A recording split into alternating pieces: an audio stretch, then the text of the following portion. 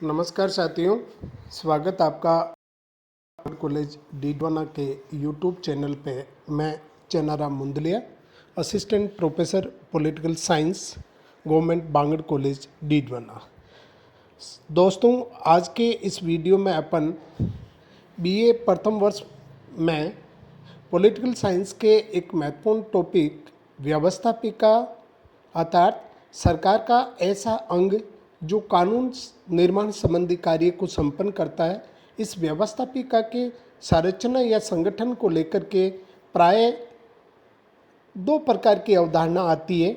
Number एक, इसकी सदनों के आधार पर संगठन कैसा होना चाहिए और साथ ही सदस्यों के कार्यकाल, वेतन आदि के आधार पर।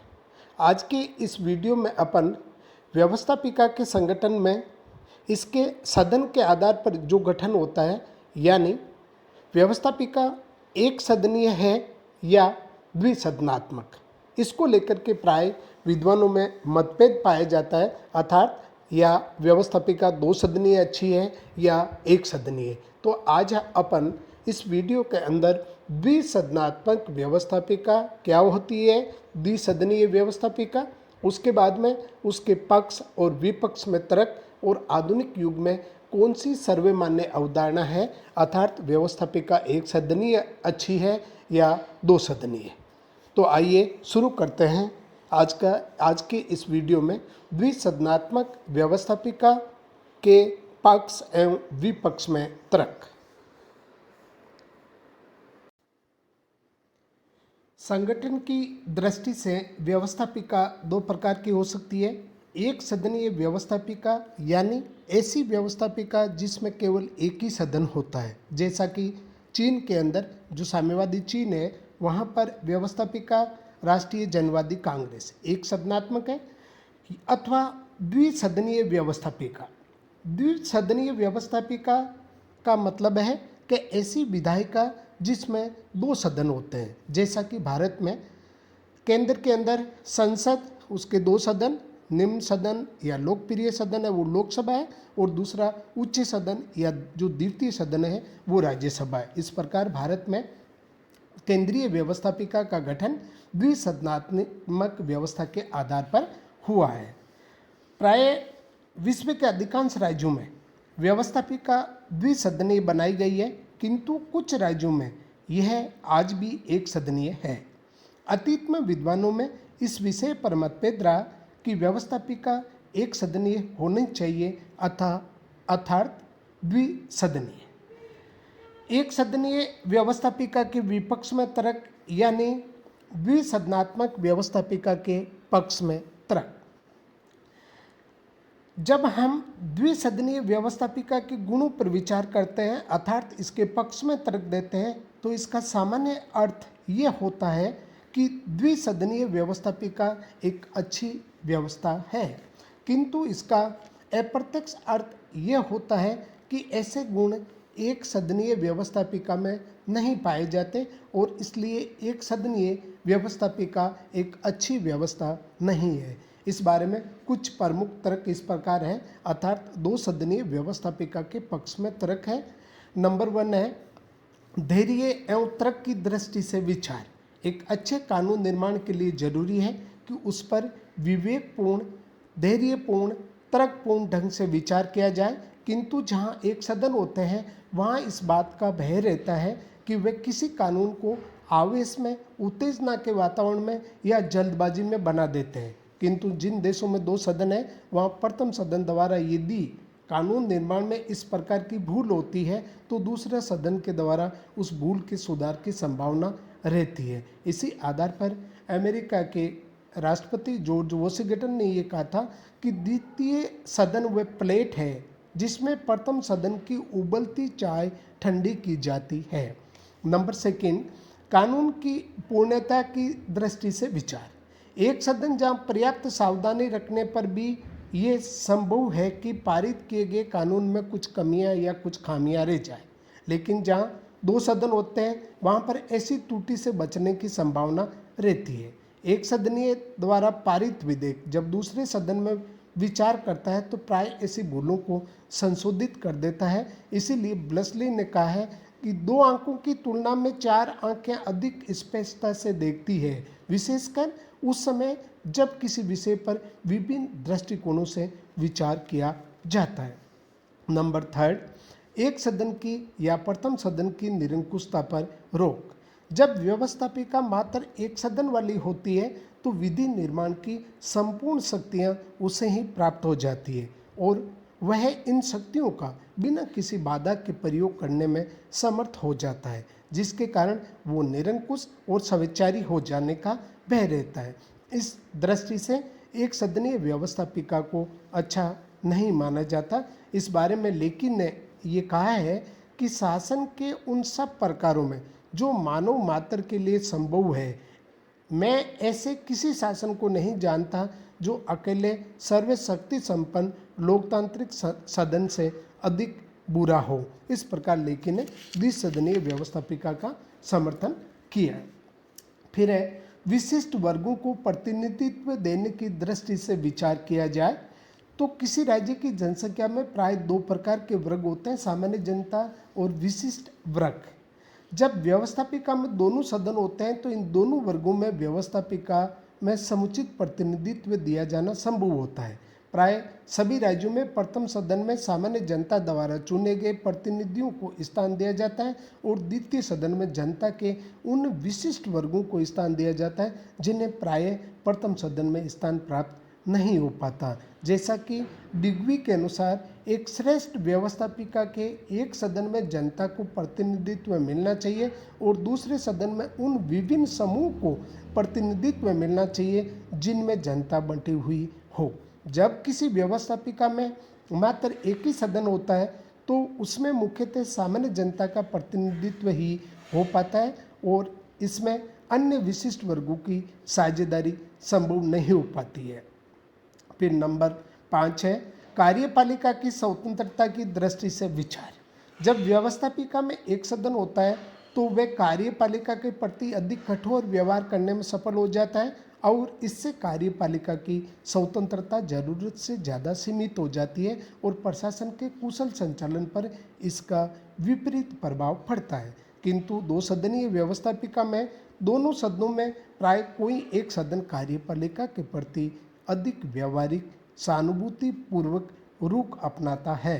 प्राय दोनों सदन एक दूसरे के दृष्टिकोण का भी विरोध करते हैं और इसका लाभ यह होता है कि कार्यपालिका की स्वतंत्रता पर्याप्त मात्रा में सुरक्षित रहती है और वह प्रशासन की ओर पर्याप्त ध्यान दे पाती है। नंबर 6, कार्यभार की दृष्टि से विचार। आधुनिक लोकतांत्रिक राज्य लोक कल्याण के अनेक कार्य करते हैं और इन कार्यों की पूर्ति के लिए उसे अनेक नए नए कानून बनाने होते हैं।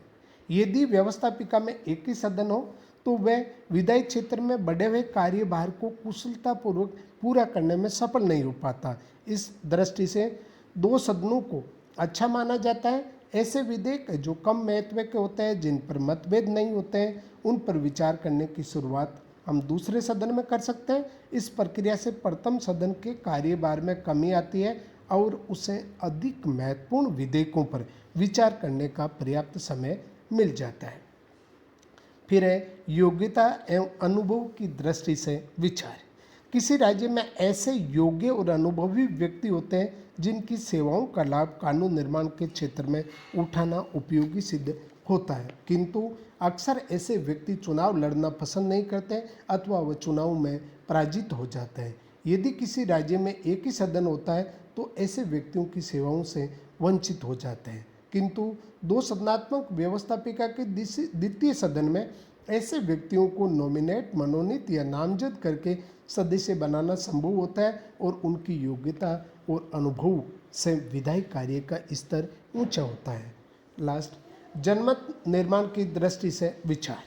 एक सदनीय व्यवस्थापिका में कानून निर्माण के कार्यों में अपेक्षाकृत कम समय लगता है और इस सीमित समय में जनता के लिए ये संभव नहीं होता कि वह प्रस्तावित विधेयक पर विचार करके अपने मत को व्यक्त कर सके, किंतु दो सदनीय व्यवस्थापिका होने पर यह कार्य आसानी से हो जाता है। जब एक सदन में पारित होकर विधेयक दूसरे सदन में विचार के लिए जाता है तो उस पर समाचार पत्र आदि में विधेयक के पक्ष और विपक्ष में पर्याप्त विचार हो चुके होते हैं और जनता के लिए संभव होता है कि वह उस विधेयक पर अपने विचार प्रकट करें।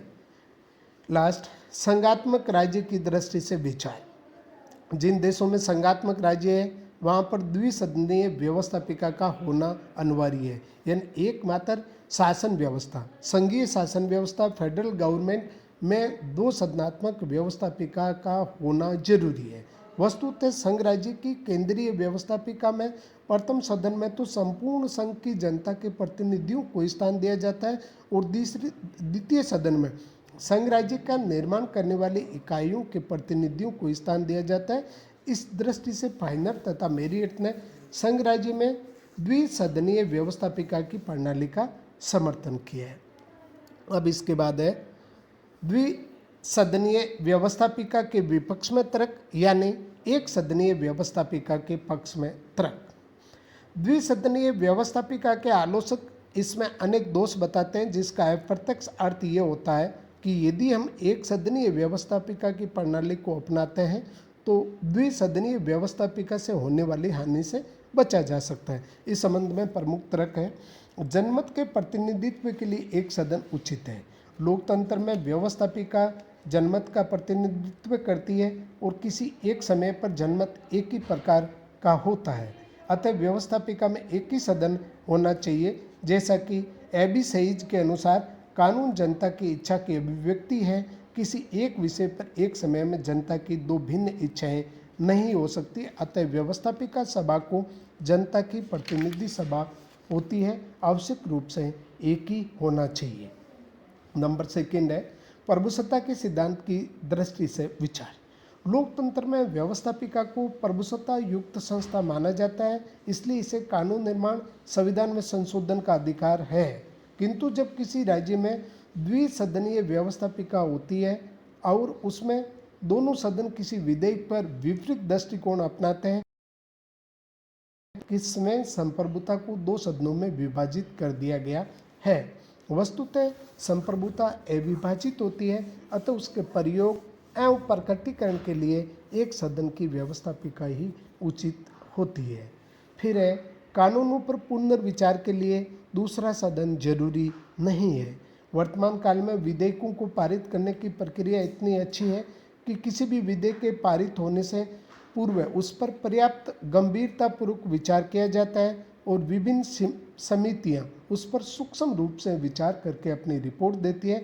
वर्तमान काल में पर्याप्त राजनीतिक जागरूकता भी है और जनमत निर्माण के साधनों द्वारा व्यवस्थापिका जनता की प्रतिक्रिया से भी परिचित हो जाती है।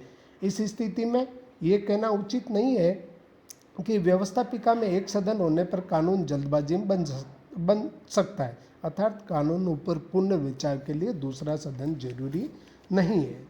नंबर 4 प्रथम सदन की निरंकुशता की दृष्टि से विचार। वर्तमान काल में प्रथम सदन जनता से प्रत्यक्ष रूप से चुना गया सदन होता है और इसे जनमत का प्रतिनिधि सदन माना जाता है। इसे लोकतांत्रिक संवैधानिक तरीके से ही कानून निर्माण का अधिकार होता है, अतः इसके किसी भी निर्णय को निरंकुश मानना उचित नहीं है, अतः इसे नियंत्रित करने के लिए दूसरे सदन की आवश्यकता भी नहीं है। नंबर 5 द्विसदनीय व्यवस्थापिका में गतिरोध संभव। जब व्यवस्थापिका दो सदनीय होती है, दोनों सदनों में नीति अर्थात कानून निर्माण के बारे में परस्पर मतभेद की गुंजाइश रहती है और ऐसा होने पर किसी भी मामले में निर्णय देने में देरी होती है और शासन की कुशलता पर विपरीत प्रभाव पड़ता है। जैसा कि बेंजामिन फ्रैंकलिन के अनुसार दो सदनीय प्रणाली में संपूर्ण व्यवस्थापिका की स्थिति उस गाड़ी जैसी हो जाती है जिसमें दोनों ओर दो घोड़े जुते हो और वे दोनों गाड़ी को विपरीत दिशा में खींचने का प्रयास करते हो। इसी प्रकार से एबी सहीज के अनुसार यदि दूसरा सदन पहले सदन का विरोध करता है तो दुष्ट है और यदि इसे सहमति प्रकट करता है तो वो व्यर्थ है। 6 प्रगतिशील विधि निर्माण की दृष्टि से विचार। प्रथम सदन जनता द्वारा प्रत्यक्ष रूप से निर्वाचित और उसके प्रति उत्तरदायी सदन होता है, अतः वह जनमत के अनुसार प्रगतिशील कानून निर्माण में रुचि लेता है। किंतु संयुक्त राज्य अमेरिका के अपवाद को छोड़कर सभी देशों में द्वितीय सदन जनता द्वारा अप्रत्यक्ष रूप से निर्वाचित होता है, अर्थात इसका निर्माण किसी लोकतांत्रिक तरीके से किया जाता है और द्वितीय सदन के सदस्य उम्र में अधिक होते हैं, उनके दृष्टिकोण में अनुदारता रूढ़िवादिता होती है और वो किसी वर्ग विशेष से संबंधित होते हैं। और इसी कारण से द्विसदनीय व्यवस्थापिका अनुपयोगी प्रतीत होती है और एक सदनीय व्यवस्थापिका ही उचित लगती है। विशिष्ट वर्गों को प्रतिनिधित्व देने की दृष्टि से विचार। प्रायः ये कहा जाता है कि समाज में कला, ज्ञान, तकनीक, विज्ञान, संस्कृति आदि वर्गों से संबंधित ऐसे प्रतिभाशाली व्यक्ति होते हैं जिनकी व्यवस्थापिका में उपस्थिति आवश्यक होती है, किंतु इन वर्गों से संबंधित व्यक्ति का प्रथम सदन के चुनाव में जीतकर जाना संभव नहीं होता, अतः व्यवस्थापिका के द्वितीय सदन में ऐसे लोगों को स्थान दिया जाता है, किंतु द्वितीय सदन के अस्तित्व के बारे में ये तर्क उचित नहीं है। वस्तुतः इन वर्गों के लिए प्रथम सदन में कुछ स्थान आरक्षित किए जा सकते हैं और इस प्रकार एक सदनीय व्यवस्थापिका में भी उन्हें स्थान दिया जा सकता है। द्वितीय सदन के संगठन और शक्तियों की समस्या। सभी देशों में प्रथम सदन का संगठन प्रत्यक्ष रूप से निर्वाचित प्रतिनिधियों द्वारा होता है, किंतु द्वितीय सदन के संगठन के बारे में विभिन्न देशों में विभिन्न पद्धतियां प्रचलित है और संगठन की ये सभी पद्धतियां विवादास्पद है। यदि द्वितीय सदन का संगठन प्रत्यक्ष दृष्टि से किया जाता है तो प्रथम सदन की पुनरावृत्ति होती है, इसलिए इस पद्धति को अनावश्यक माना है। यदि द्वितीय सदन का संगठन अप्रत्यक्ष से किया जाता है तो इसमें निर्वाचन मंडल के भ्रष्ट होने की संभावना रहती है और यदि इसका संगठन आनुवंशिक आधार पर किया जाता है तो द्वितीय सदन लोकतांत्रिक हो जाता है। फिर है समय और धन की दृष्टि से विचार। कानून निर्माण के लिए जो प्रक्रिया प्रथम सदन अपनाता है वही प्रक्रिया द्वितीय सदन अपनाता है। प्राय द्वितीय सदन की शक्तियां प्रथम सदन से कम होती है। ऐसी स्थिति में द्वितीय सदन प्रथम सदन के विधेयकों में परिवर्तन करने में भी प्राय असमर्थ रहता है। इस स्थिति में द्वितीय सदन की उपस्थिति केवल राष्ट्रीय समय और धन का अपव्यय करने मानी जाती है, अतः द्वितीय सदन व्यवस्थापिका की तुलना में एक सदनीय व्यवस्थापिका का समर्थन किया जा सकता है। फिर है संघ राज्य के लिए भी दूसरा सदन आवश्यक नहीं है। संघ राज्यों के लिए द्वितीय सदन की व्यवस्थापिका का समर्थन इस आधार पर किया जाता है कि प्रथम सदन में संपूर्ण संघ का और द्वितीय सदन में संघ की इकाइयों का प्रतिनिधित्व हो सके ताकि विधि निर्माण में राज्यों के हितों भी सुरक्षित रहे। किंतु संघ राज्यों में राष्ट्रीय दलों के विकास ने इस तर्क को निरर्थक बना दिया, क्योंकि द्वितीय सदन के सदस्य पॉलिटिकल जो दलबदल है, दलबंदी है या पॉलिटिकल पार्टीज के आधार पर चुने जाते हैं और अपने दल के निर्देशों के अनुसार ही आचरण करते हैं। वे राज्यों के प्रतिनिधित्व नहीं अपितु दल का करते हैं। अतः व्यावहारिक दृष्टि से संघ की इकाइयाँ राज्यों के प्रतिनिधित्व के नाम पर द्वितीय सदन का निर्माण भी आवश्यक नहीं है। निष्कर्ष रूप में अब कहा जा सकता है कि सैद्धांतिक दृष्टि से दूसरा सदन के विरोध में अनेक तर्क दिए गए हैं, किंतु व्यवहार में यूनान, बल्गारिया, फिनलैंड आदि छोटे राज्यों को छोड़कर अधिकांश राज्यों में वर्तमान में द्विसदनीय व्यवस्थापिका को ही अपनाया गया है, जिसमें भारत, इंग्लैंड, फ्रांस, रूस, अमेरिका आदि। सेकंड, इतिहास का अनुभव भी द्विसदनीय व्यवस्थापिका के पक्ष में दिखाई देता है। उदाहरण के लिए इंग्लैंड में क्रोमवेल काल में तथा अमेरिका में स्वतंत्रता प्राप्ति के तुरंत बाद एक सदनीय व्यवस्थापिका अपनाई, किंतु ये प्रयोग असफल सिद्ध हुआ, तब द्विसदनीय व्यवस्थापिका की स्थापना की। अतीत में फ्रांस में भी ऐसा ही अनुभव रहा।